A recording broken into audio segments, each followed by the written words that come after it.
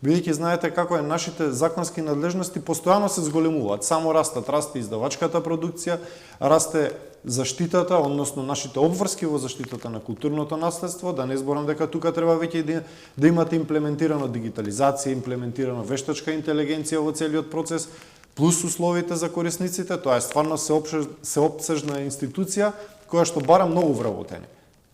Така, се споменавте дигитализацијата, колку сте во чекор со неа и какво е влијанието на дигитализацијата, се менуваат ли читателските навики кај корисниците и дали дигитализацијата влијае во тој процес? Да, апсолутно, значи ние дигитализацијата како Национална библиотека на Македонија гледаме од два аспекти.